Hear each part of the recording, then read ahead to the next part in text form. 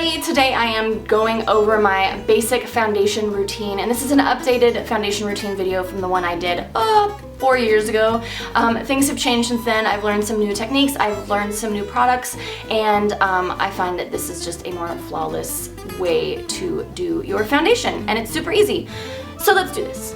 To start with, I'm using a serum, and I always put a serum on my skin before I put anything else on because it just helps whatever you're putting on absorb better, especially if you have skin products that have like acids or anything that's going to help with anti-aging or moisturizing or any of that. A serum is just going to help. So once that is absorbed, I'm using this Glow by Dr. Brandt, and it is just a hyaluronic acid daily face lotion, face cream, and it's just got some reflecting particles in it, so it makes your skin look really healthy. Then around my eyes, I'm using Ginzing by Origins, and this is just an eye brightening cream.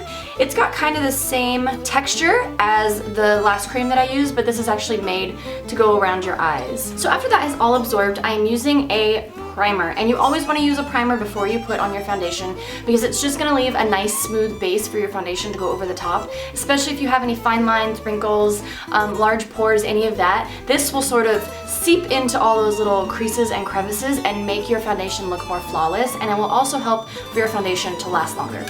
So this one is a mattifying primer, which means it is going to help absorb the oil, which is good if you have oily skin. So I just get a little drop on my fingers. You can use a brush or a sponge to apply this. I just like to use my fingers. And then you're gonna give that a couple of minutes to set before you apply your foundation. So once your primer is set, you can apply your foundation several ways. You can use a foundation brush, which I did in some of my older videos, or you can use a beauty blender, which is my new favorite thing ever in the history of the world.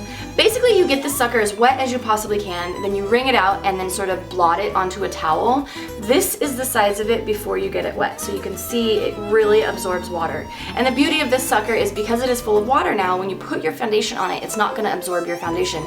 It's just going to smooth your foundation. So I feel like I get the most flawless coverage with a beauty blender. And I am using Estee Lauder Double Wear Foundation. So I'm just going to apply a little bit of it on my beauty blender, and then I'm going to start blending.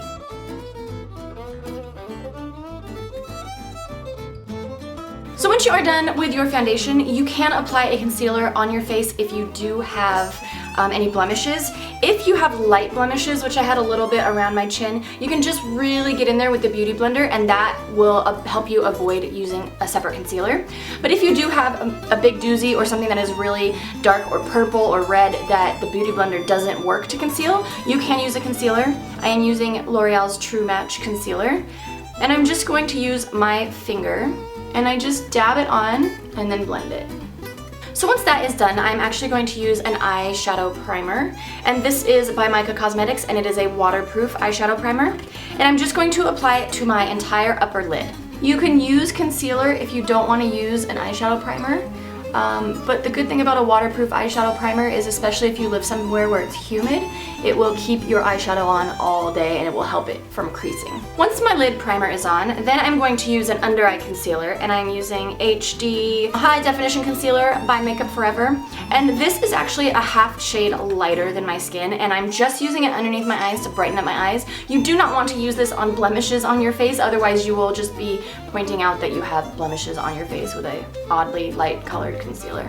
So I'm just gonna put this underneath my eyes just a little bit, and this is reflective, so if you are doing your makeup for a photo shoot or a wedding or anything that's going to be using flash photography, I would avoid using this one specifically. So I'm just going to blend with my finger. You can use the baby beauty blender, you can use a concealer brush, you can really use whatever you want. When I'm doing makeup on other people, I use brushes and sponges, but when I'm doing it on myself, I like the way the heat of my finger sort of melts the concealer onto my face.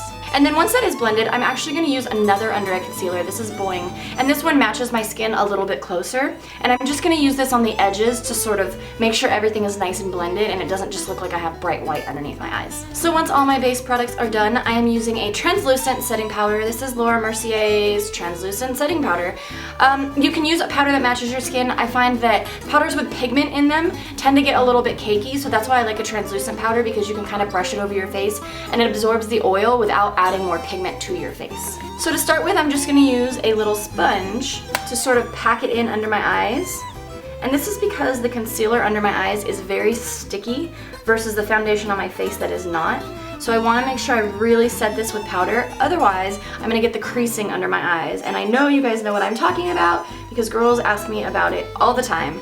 If you have enough translucent powder underneath your eyes, generally your creasing won't be so bad. And that's also why I like to use translucent powder, because if you're packing pigmented powder underneath your eyes, you're just gonna make your under eye area look really cakey and not just naturally bright. So now I'm gonna take my big fluffy powder brush and I'm gonna set the rest of my makeup with that powder. And I really only set the center of my makeup because everything else I want to still have a little bit of a dewy sheen, because it makes your skin look really healthy and not just like it's covered with makeup. So that is my basic foundation routine. That is what I do for pinup makeup.